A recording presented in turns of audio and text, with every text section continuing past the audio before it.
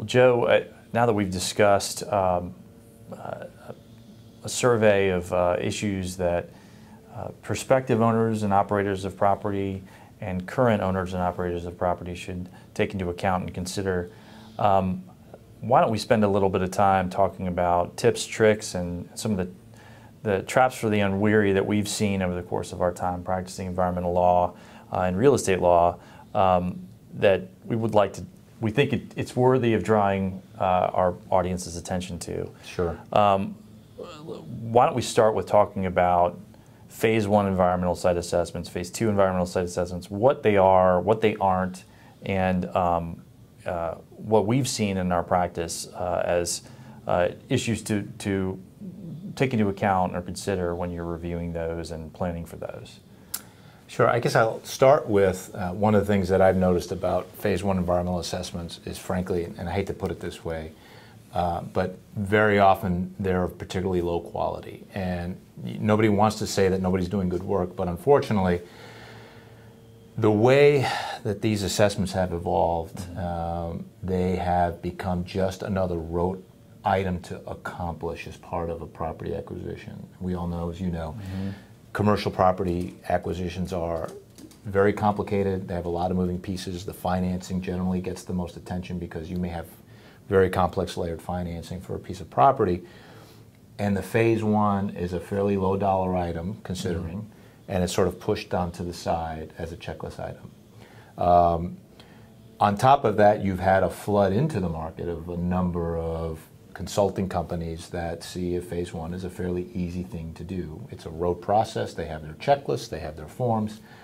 But unfortunately, the problem with that is you've seen historically just Phase 1s that are, in some cases, nothing more than cut and paste from one piece of property to the other, that don't really capture the conditions of the property and the adjoining properties specific for what that owner needs to understand as they acquire that property. So that's unfortunately one of the things that I've noticed.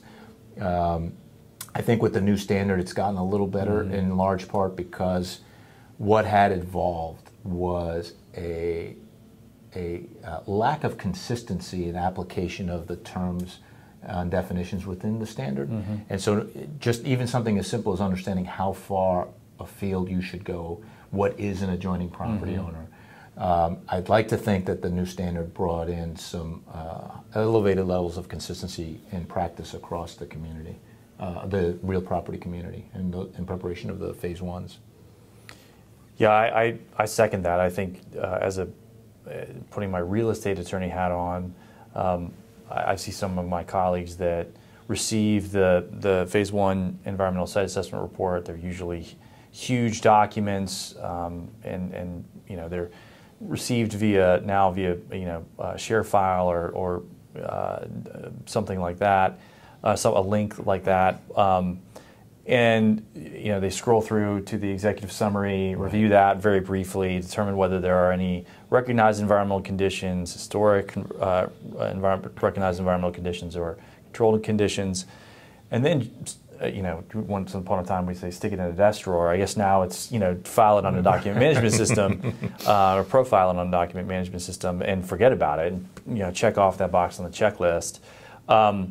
What I typically will recommend to my clients is to have the environmental consultant, especially if they're planning to acquire or develop an industrial property, retain the environmental consultant as one of the first design professionals or subject matter professionals on their team, on their design team, and involve them actively, as well as the environmental counsel, in developing a plan for the environmental site assessment process. And by that I mean not just the Phase 1, right, which I think we're tempted to have as a box on a checklist, but also the Phase 2 in determining what, if any, additional investigation, sampling, and analysis is necessary to really get a full understanding of the condition of the property that is the subject of the transaction.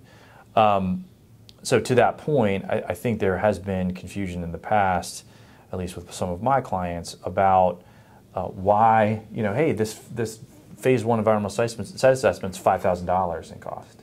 And yet the phase 2 is tens of thousands of dollars in cost, depending on its scope.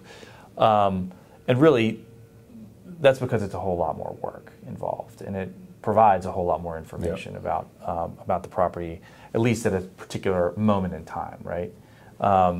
Which is very useful, both in determining what to do pre-closing, and then also once you acquire title and operation of the property itself.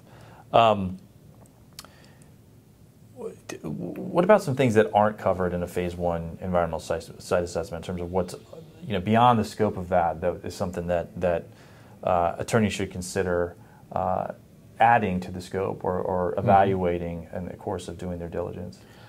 I think one of the challenges there, and I'll actually start answering that a little bit at the macro level with regard to phase 2s, which is one of the benefits the real property or environmental attorney can add to the process is ensuring that the sufficient time is built into the acquisition window to do the phase 2. You should not be surprised that a phase 2 is going to be required. If you've got a former gas station, if you've got a former dry cleaner, if you've got industrial property, you're going to do a phase 2. Expect it, right? Just expect it. It should not come as a surprise. And unfortunately, what I found is the phase 2 gets started late because it is somewhere in the middle of the checklist, not at the top of the checklist. Like I said, financing is always right at the top of the checklist. And then by the time you are 2 weeks from closing, it shouldn't be a shock to anyone that maybe we should do some subsurface testing for tanks or TCE or whatever the case may be, depending on the use of the property. So it's factually driven, but it shouldn't be shocking that if your environmental professional is doing their job with the phase 1 and you have a pretty decent idea, at least as to the nature of the use of the property, even if you don't necessarily know who the owners were, what the scope of that phase 2 may look like, and what additional scope, to your question, should be added to the phase 1. I think there's going to be a knee-jerk reaction to add a lot of emerging contaminants. Yes, I guess. I agree. I guess I would caution a little bit with that, not to overdo it, because now you're adding cost, scope, and time that may not be necessary. It may make sense, especially in an area where in Virginia, for example, you have a lot of old governmental property. You may have to worry about PFAS. You may have had an old airfield. You may have an old, armory where they used AFFF or some other PFAS-containing material. But if it's just an office building, the knee-jerk may be, well, we got to look at PFAS. Well, maybe not. Your nonstick carpet's not going to have PFAS runoff. I wouldn't be that worried about it. Let's hope not.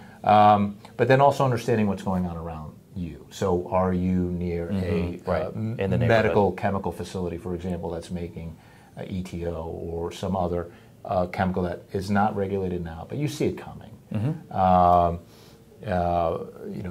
Tanks, petroleum, of course, depending on the nature of your facility. So I think I'm going to answer that question by going right back to what you said, which is engaging the environmental professional early. There should be a marriage of effort between the counsel and the environmental professional, because it's not the counsel telling the owner or the prospective owner what the scope is going to be. The environmental professional is going to make their recommendation. Right. You as counsel are making a risk assessment. What is the scope of risk if we do or don't add that to scope? And then advising the client or the owner, here's what the recommendation is, here's the risk associated, here's why my recommendation mitigates that risk. And then ultimately it's the owner's decision and then the prospective purchaser's That's decision. Right. It is quite surprising how you may have a $10 million or a $100 million piece of acquisition, and the last $50,000 you need to do a subsurface, they just can start driving the bus. It can start driving the bus. You least expect it. I like to joke around that sometimes counsel is the conscience of the transaction. Yeah. Making sure that's client control. That's sitting your client down and making them understand. Let's have perspective here.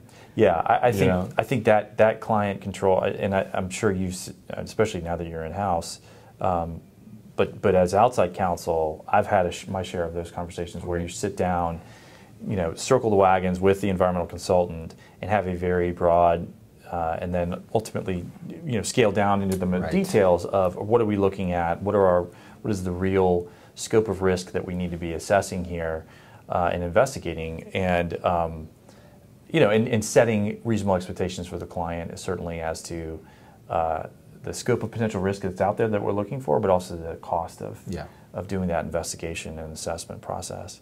Well, you touched on something there, though, and Yeah. I'm glad you did. That's a great segue.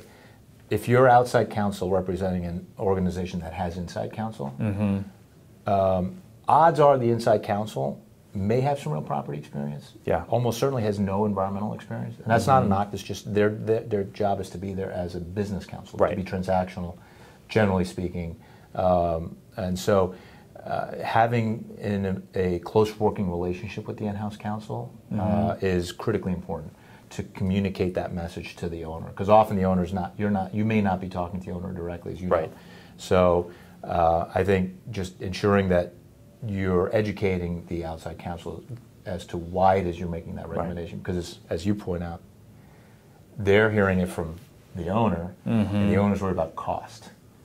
You're trying to communicate why that extra little bit of cost is worth it to mitigate future risk. So speaking of communications, you just noted, made a few comments about communications with clients, with in-house counsel. Let's take a moment to talk about communication with regulators, and when, how, what are our tips and tricks of the trade that we think others should know about related to communicating with regulators at the state and federal level? You're living that, I understand. We are living. Know your regulator, and by that I mean understand the personalities and the people who are actually regulating you. Your relationship with the regulator drives your ability to communicate and I wouldn't say be compliant. I mean, you should always be compliant with law and regulation, but being able to communicate how you're achieving that compliance, because sometimes it is a little bit of a judgment call as to how an owner is going to comply or not comply with a particular requirement. And your relationship with the regulator is going to be very different depending on what level they're at and the type of program you're involved in. So we have, we're very fortunate, I think, in Virginia, and I say this to everyone who's ever known me, that I actually am a pretty big fan of DEQ. I know that may not always be a popular take, but the reason I say that, it's not that I always get along with DEQ, but by and large, as a state entity, they are more pragmatic. Yep, I agree with as you. a regulator. Now, it doesn't mean they'll agree with you. Very often they won't, and it's not that they won't bring an enforcement action, but at least I have found in my experience that the state level regulators tend to approach an issue more diligently, in a sense, by wanting to understand the local regulated community, and they understand the challenges that the local regulated community may have.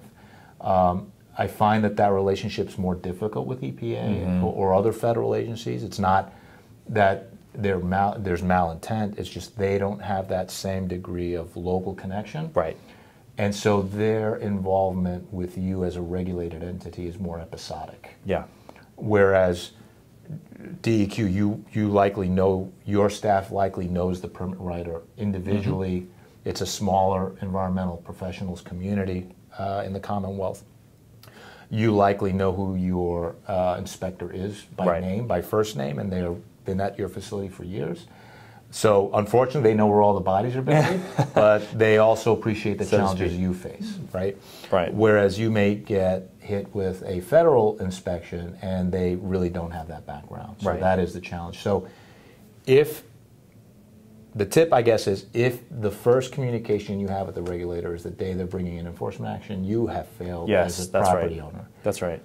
You should already have, especially as counsel, if you're but if you're a dedicated real estate attorney and you don't have those regulator connections, making contact with an environmental attorney such as yourself who has those connections, because often it's those personal connections that make a difference in a matter. Well, and I think to that point, I think I agree. I've certainly seen that in the course of my practice and my career. I referenced some of my mentors in the practice of law, and they one of the things that they, used to the benefit of their clients was personal relationships with regulators at the state, local, and federal levels. And frequently, at least as outside counsel, I'm in the position where, I very rarely get asked about the binary issue where, compliance requires X, right? And non-compliance looks like Y. Those are easy. Those are typically handled within a company or with a technical consultant, an environmental consultant. We usually get involved as outside counsel with the gray areas and the matters that are either in need of additional investigation, additional assessment and analysis, or the law is uncertain. Right, law's uncertain, or there's some gap in understanding, either within the client's, the four walls of the client's business, or with the regulators as to how a particular part of their operations are regulated, or what have you. And so frequently we're in the position where, during the initial series of conversations that we have as outside counsel with the client's leadership team, we're advising on strategic communications and strategies for communicating with regulators and who, at the regional, state, or potentially federal regional levels, they should be communicating with, and what the nature, scope, and message of that communication should be. But I agree with you wholeheartedly that if the first time your client and you as counsel are communicating with a regulator is upon receipt and responding to a notice of violation, something didn't go right prior in some earlier stages in the process. One of the benefits that you bring into this process too is oftentimes the in-house counsel, even if someone like me who may have environmental experience, but I'm living the day-to-day of the business. Right. And so my focus may shift from some transactional activity that has nothing to do with environmental law to something else. I may not be as capable of keeping up with trends in the law, such as what is EPA's enforcement, what are their enforcement priorities for the next 5 years, for example. So that's where it's invaluable for me, for someone like you to come to me and say, hey Joe, the next 5 years EPA is focused on RMP or is focused on tanks. How is your tank program? Because that's a great question. It's a great cue for me to go back to business leadership and be like, hey, when was the last time we did a tank inspection? Looked at our systems to make sure everything is good. Because the businesses are just focused on surviving as a business, and sort of the macro trends may be lost.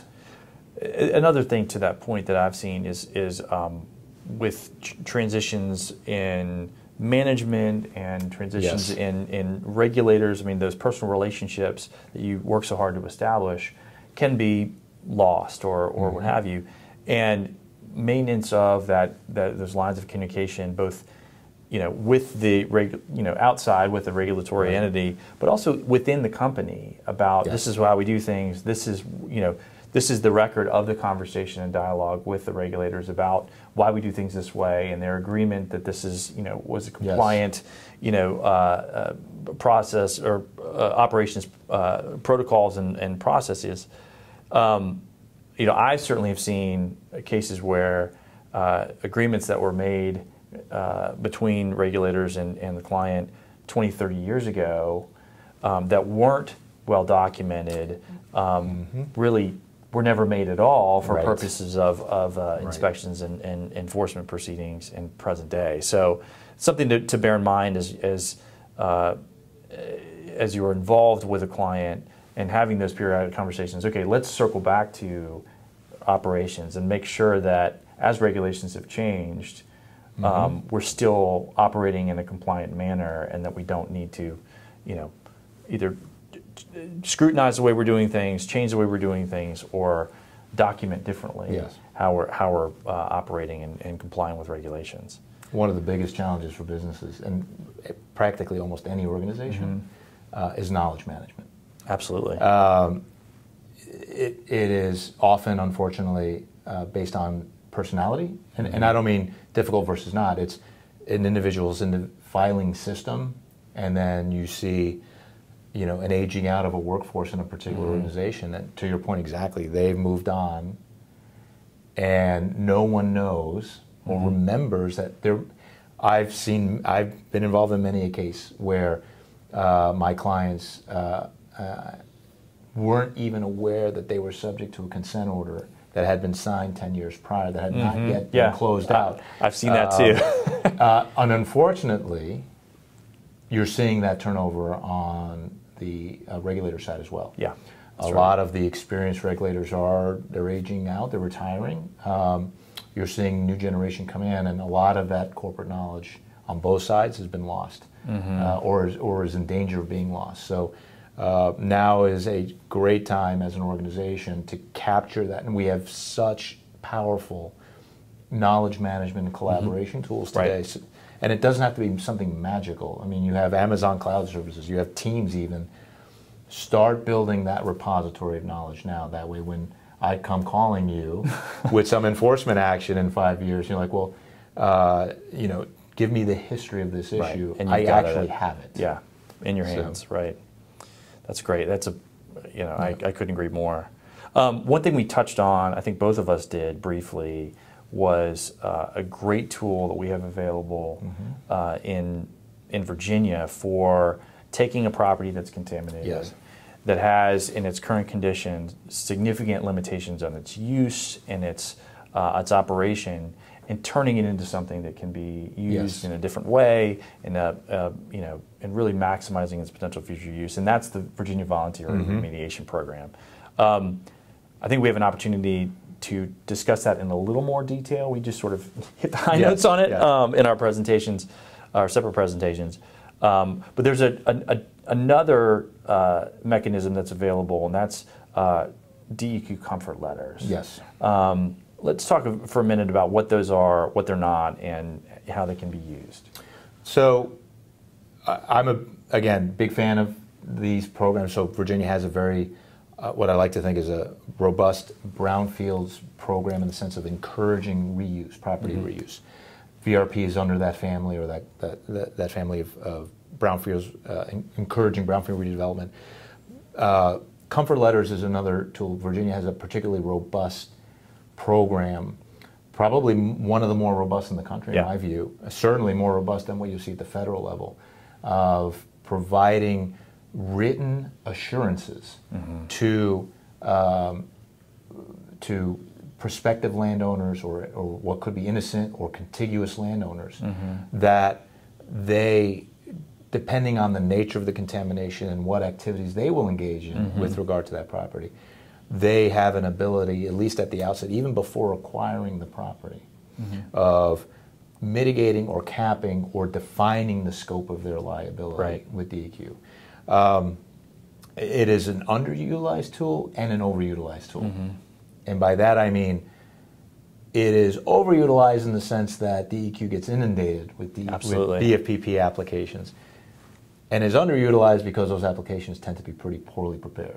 And you know, DEQ has these programs in place to help the property owner or the prospective property owner, but we owe it to the success of the program to do our due diligence. And when we're advising clients, or if you're in-house advising your business, to make sure they take the time to prepare these applications properly, because they're being over the last 24 months, I would say, DEQ's really started to scrutinize. Yeah, much more as well as they should, because if you're going to receive what could be a very powerful benefit, which is potentially a cap on liability for historical contamination, you owe it to the process to ensure that you understand the scope of the contamination and what you can do. So those are the comfort letters for Virginia. They're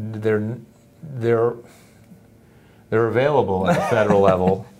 I don't think they provide nearly as much comfort as they do. Virginia's are much more definitive in the level of protection you're getting, whereas at the federal level it's more of a sort of acquiesced disclosure and then maybe or maybe not they'll consider not bringing in enforcement action. But so that's at the beginning of the process. Right.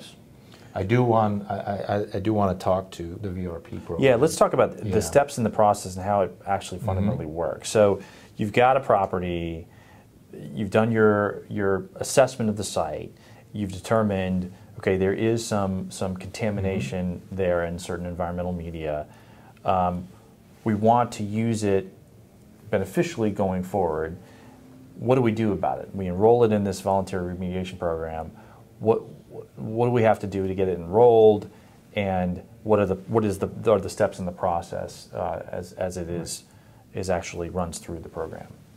So first, let's talk about enrollment. Yeah, let's talk about enrollment. Enrollment is relatively easy. It is, and actually from a cost perspective, fairly modest. Yeah, that's right.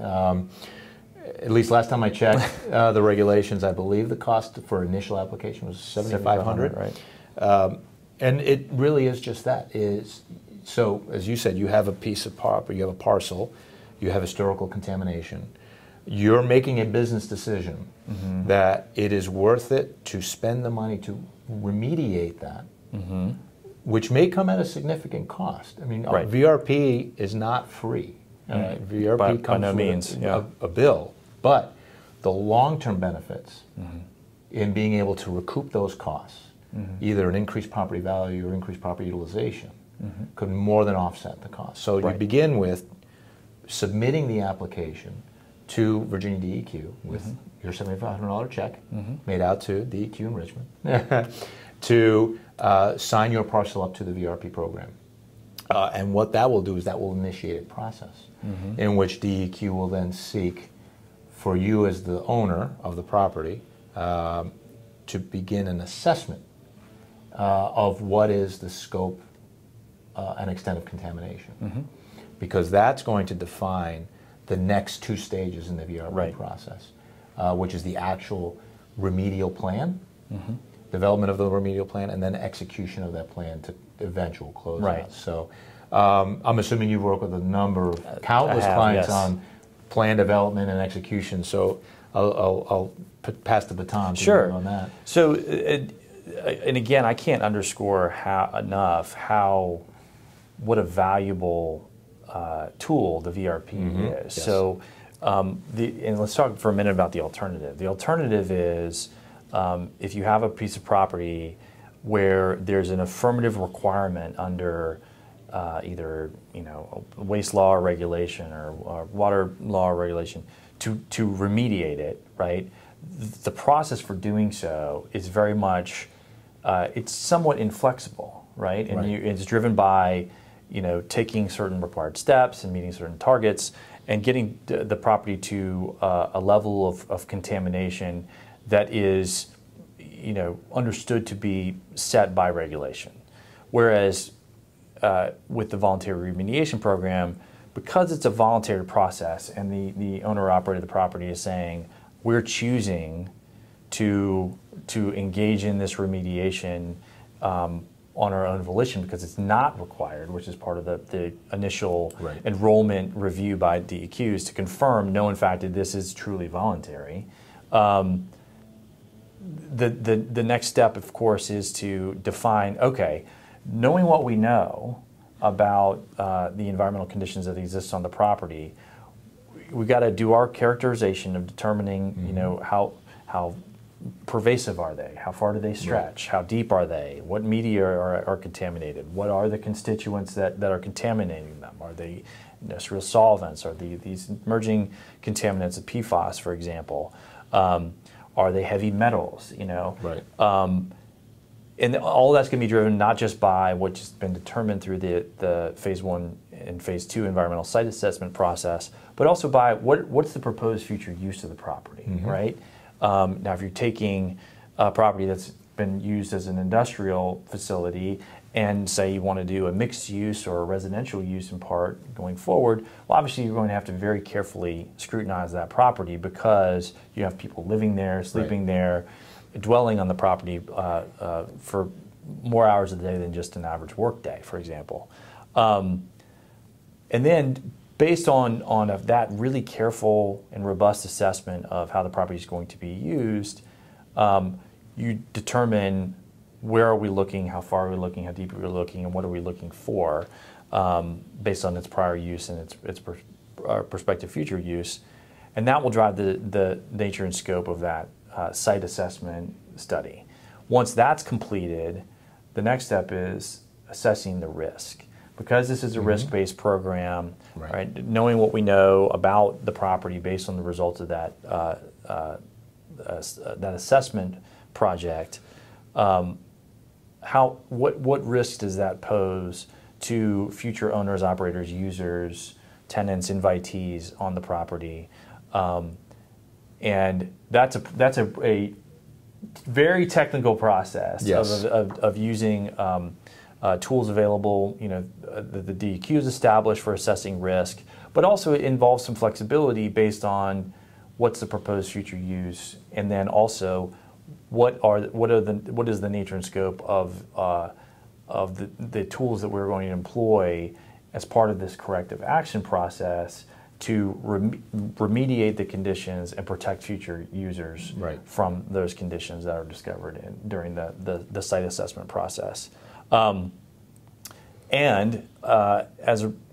My role frequently is not so much focused on that risk assessment, right, which again is very technical, but really working with the client on developing a scope of corrective action steps, of active remediation, removing contaminated soil, as I hate to say it, but pumping and treating groundwater. I've had projects where that's part of the equation, but also establishing some limitations on future use and some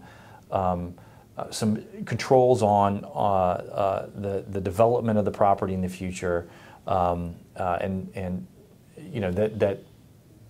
present to the future user an acceptable level of risk that DEQ can look at and say, yes, we're comfortable under the circumstances with the post-remediated condition of the property, that condition presents an acceptable level of risk to future owners, operators, users, invitees. And that's really what you're going for, right? So once, again, that being a risk-based program, it's not driven by regulations. There's so much flexibility involved, which is why having and working very closely and carefully with an environmental consultant and environmental counsel on a VRP project, there's no one-size-fits-all approach. It is a great tool that, under the right circumstances, can really, like you said, pay for itself and then some, with an expanded scope of available future use of the property and value of the property in its post-remediated condition, right? But those are the steps, and then at the end of the process, DEQ issues a certificate of satisfactory completion. And therein embodies what the benefit of the program is. Right. Because there are very few situations in the law where you could look at a client and say, you have legal certainty. Right. More than you'll ever get. That also is recorded in the land records. That is recorded in the land records. And so assuming you recorded, you recorded the restrictions on the property appropriately, and then you comply with those limitations and the uses of the property moving forward. So you're not going to build a nursery, you're not going to build a school, which is almost certainly not going to happen. You're not going to use the groundwater. In addition to giving you more latitude on how to use the property, and it may actually merge in quite well with your business plans. I mean, the best way to deal with contaminated soil is to cap it. Well, you need a parking lot, right? And so you can have a pretty neat marriage between the goals of the VRP and the goals of your business. And then 5 years from now, 20 years, 100 years from now, you have this certificate of satisfactory completion that gives you regulatory certainty. And that's often going to be something demanded by the subsequent property purchaser. So big fan of the VRP program. I think Virginia does a great job managing that program.